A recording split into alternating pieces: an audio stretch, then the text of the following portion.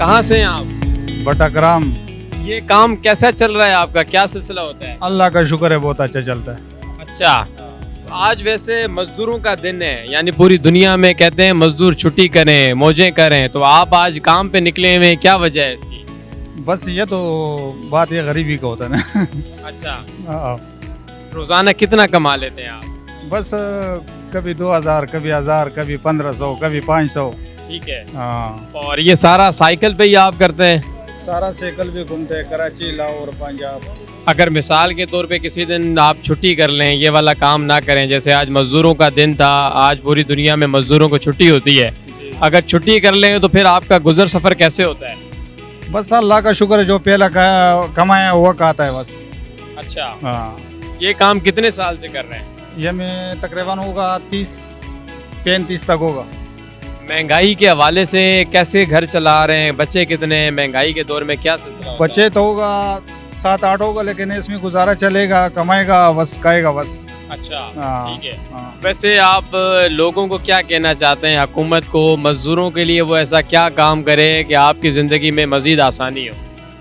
बस पाकिस्तान में जो हम बोल सकते हैं वो नहीं मांग सकते, लेकिन कौन किसी का मांग सकता है, लेकिन वो बस जो होगा अच्छा होगा। अच्छा, अच्छा होगा, जो होगा अच्छा होगा। ठीक है, टाइम गुजर जाता है, अल्लाह का शुक्र है बस। ठीक है। बिल्कुल नाज़रीन, हे भी ॾिसी रहिया आहियो, असांजा साथी ये KPK मां हिते गुज़र सफ़र लाइ कमु कनि पिया। हे उहो शोबो आहे जेको तव्हांखे अक्सर घिटियनि में नज़र ईंदो हूंदो, मॉलनि में नज़र ईंदो हूंदो। हे तव्हांजे घरनि में अची करे छुरियूं वग़ैरह तेज़ भी कंदा आहिनि, खपाईंदा बि आहिनि, ऐं हर सिलसिलो बहरहाल हिन हवाले सां यकीनन ॻाल्हि करण जी सख़्तु ज़रूरत आहे।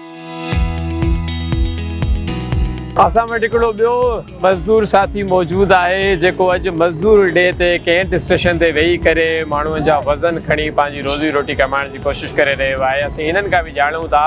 साईं, अॼु मज़दूर डे आहे, सॼी दुनिया में माना जेके मज़दूर आहिनि, कूली आहिनि, उन्हनि सां यकजहतीअ जो ॾींहुं मल्हायो वेंदो आहे। त अक्सर औक़ात हुकूमतनि जी तरफ़ां छुटी ॾिनी वेंदी आहे त सभु मज़दूर पाण में घर में वेही आराम कनि। तव्हां अॼु के ॾींहुं भला हिते छा पिया कयो? असां कीअं आराम कयूं? घर में असांखे अटो कोन्हे, बिजली जा गैस जा बिल, महांगाई जो दौर लॻो पिया, कमाईंदासीं त खाईंदासीं, कीअं असां आराम करे सघूं था? कोई असांजी तनख़्वाह आहे हिते, या गवर्नमेंट असांखे तनख़्वाह थी ॾे, या असांजो कोई रखियो अथव महीने जो हिसाब त बाबा तव्हांखे मज़दूरी में कयां था, मज़दूरी कयो था, रेलवे जे तरफ़ां आयो, तव्हांखे महीने जो राशन ॾियूं था 15,000 या 20,000, हर महीने असांजो रखियो हुयो आहे, कुझु बि न रखियो आहे। ठीकु आहे। त जेको तव्हां हिते ॾियाड़ी वग़ैरह कमायो था रोज़ाना, तक़रीबन केतिरी ॾियाड़ी थी सघे? वधि में वधि 400, 500, 300 मिली वञे त, न मिले त कोई रुपयो बि न आहे।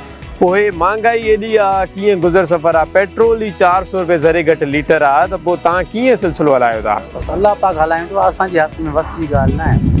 त हे जेके सरकारी इदारा ठहियल आहिनि, मज़दूरनि जूं तंज़ीमूं ठहियल हूंदियूं आहिनि, समाजी तंज़ीमूं ठहियल हूंदियूं आहिनि, हिननि जे पारां का सपोर्ट वग़ैरह अव्हांखे? सभु नाकार आहिनि, सभु दिखावा आहिनि।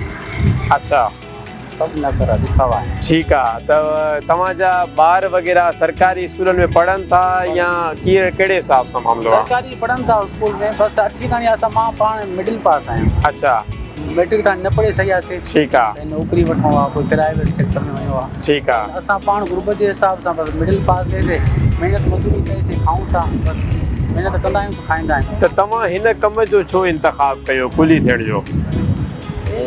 इंतख़ाब इहो शायदि ॿियो रोज़ी जेका सिलतगर जो कमु आहे 2-4 जे अंदरि, उहो केमहिल आहे केमहिल न आहे। ठीकु आहे। हिते असां बचपन खां कयूं था।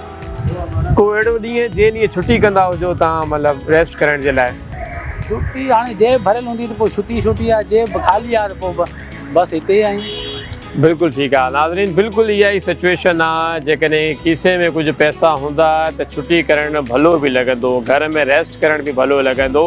सूरत हाल इहा आहे त जेके असांजा कुली साथी आहिनि, मज़दूर साथी आहिनि, हे उहो शोबो आहे, हे उहो पेशो आहे जेको स्टेशननि ते वेही असांजो वज़न खणंदो आहे, असांजा सामान खणी करे कैंट स्टेशन या ॿियनि स्टेशन ते पहुचाईंदो आहे, प्लेटफॉर्मनि ते असांजो सामान पहुचाईंदो आहे, पंहिंजे वज़न खणी करे। हे त असांजो वज़न खणनि था, लेकिन सरकारी सतह ते या यूनियन जी तंज़ीमनि जी सतह ते, समाजी तंज़ीमनि जी सतह ते हिननि जो वज़न खणण जे लाइ असांखे हींअर का बि सूरत हाल नज़र नथी अचे, न सरकारी सतह ते न गैर सरकारी सतह ते। इहे सभु ॻाल्हियूं ई ॿुधण में अचनि थी पियूं त यकीननि हिननि जो वज़न खणण जे लाइ बि कुझु इदारा अहिड़ा हुजनि जेके अख़्तियारात पाण वटि रखनि।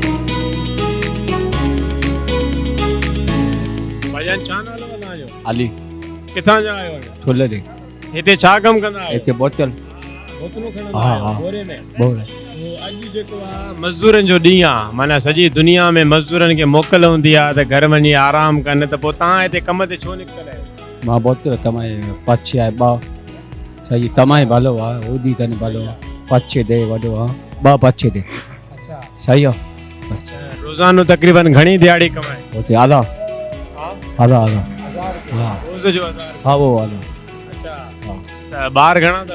बार बार त अॼु महांगाईअ जे दौर में कीअं गुज़ारो थो करे? बहुत सही नहीं आहे सही नहीं माना अॼु जेकॾहिं मोकल करे आ त पोइ छा थिए हा तोसां? बोतल भले बोतल नहीं तने तमाए ओदी तने बोतल हा ओदी नहीं तने हा ठीकु आहे। ठीक है हे असांजो दोस्त आहे जेको हे बि मज़दूरीअ ते निकितल आहे ऐं हिन जो कमु इहो आहे त हे बोतलूं जमा करे उहे खपाईंदो आहे। यकीननि अॼोके ॾींहुं हिननि जो बि ॾींहुं आहे, हिननि सां बि ज़ाहिर यकजहती करण जो ॾींहुं आहे, लेकिन हिननि जे लाइ का बि दाद रसी नथी कई वञे।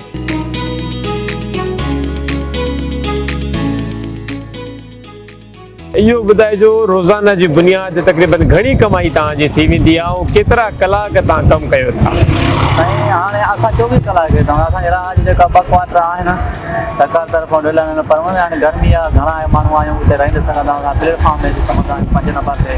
अच्छा, हाणे 5 महीनो न आहे मज़दूरी जो घटि आहे, वरी ईद अची ईद में कुझु रोज़ी हलंदी, हाणे मज़दूरी न आहे, अॻियां बि हली वई, पहिरें 2 रोज़ महीने में हलंदी आहे। हिकिड़े ॾींहं जी तक़रीबन घणी दिहाड़ी हिकिड़े हिसाब सां ठही थी वञे? ॾींहं में कॾहिं 200 मिलंदा आहिनि त कॾहिं 2000 बि मिली वेंदा आहिनि, हवाई पूरो आहे, जहिड़ो अच्छा। मुसाफ़िर टकरे सही आहे। जहिड़ो अची वञे त हे जेके मज़दूरनि जो यूनियन वग़ैरह ठहियल आहिनि, तव्हांजी बि यकीनन यूनियन ठहियल हूंदी, त उहो को मज़दूरनि खे फ़ाइदो ॾींदी आहे या बसि ईअं ई? यूनियन असांखे फ़ाइदो न आहे, असांजा जेके वॾा आहिनि मथां उहे फ़ाइदेदार न आहिनि। अच्छा, हाणे जे तव्हांखे पेट में सूर आहे अचो तव्हांखे लत हणो वधीक सूर तव्हांखे पए। अच्छा, माना सफ़ा ईअं। ऐं हे जेको सरकारी सतह ते सरकारी स्कूल ठहियल आहिनि, त तव्हां पंहिंजे ॿारनि जी कीअं परवरिश कयो पिया?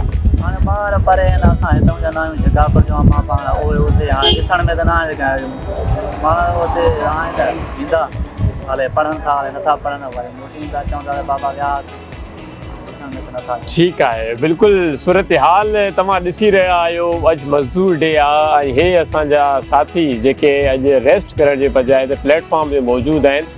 इम्पोर्टेंट ॻाल्हि जेका हिते ॿुधण में आई आहे नाज़रीन तव्हांजे लाइ, उहा इहा आहे त हे दोस्त हिते 24 कलाक कमु कनि था, यानी कि उसूली तौर ते हुकूमती सतह ते इहो क़ानून पास थियल आहे त 8 कलाक कमु अलाउ आहे। जेकॾहिं 8 कलाक खां वधीक कमु कयो वेंदो त उनजो ओवर टाइम लॻाए करे एक्स्ट्रा पैसा ॾिना वेंदा। लेकिन अफ़सोसनाक सूरत हाल असीं पंहिंजे मुल्क में ॾिसी रहिया आहियूं, पंहिंजे सिंध में ॾिसी रहिया आहियूं त जेके असांजा मज़दूर साथी आहिनि उहे 24 कलाक कमु कनि था ऐं सुम्हण जे लाइ बि को ख़ासि जॻह मौजूदु न आहे। हिते प्लेटफॉर्म ते ई हिननि जो निंड वग़ैरह पूरी थिए थी पई। हींअर सूरत हाल इहा आहे त मां पंहिंजनि मज़दूर दोस्तनि सां वेही करे बाक़ाइदा हिन सां यकजहतीअ जो ॾींहुं सेलिब्रेट करे रहियो आहियां। असां सां गॾु असांजो हिकिड़ो दोस्त कुली मौजूदु आहे। असां हिन खां पुछा कंदासीं त अॼोके ॾींहं जे बारे में हिननि खे मालूमात आहे ऐं इहे रेस्ट करण जे बजाए अॼोके ॾींहुं हिते कमु करण जे लाइ छा करे रहिया आहिनि। भाईजान ख़ुशि आहियो, तबियत ठीकु आहे?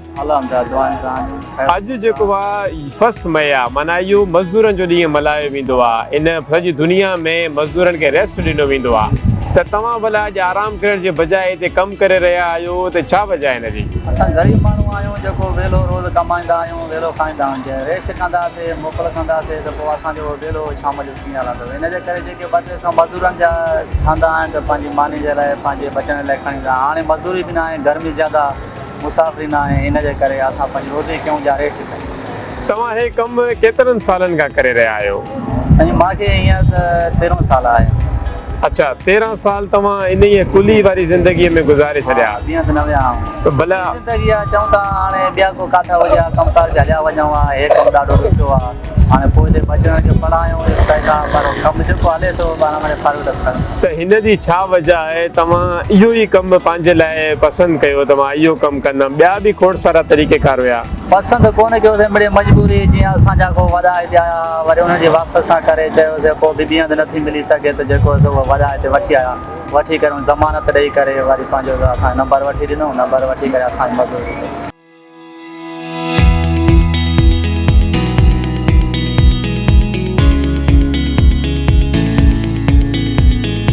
ऐं हींअर मां मौजूदु आहियां हिकु रक्षा ड्राइवर खां। उहो साथी असांजो जेको असांखे पंहिंजी मंज़िल ते पहुचाईंदो आहे।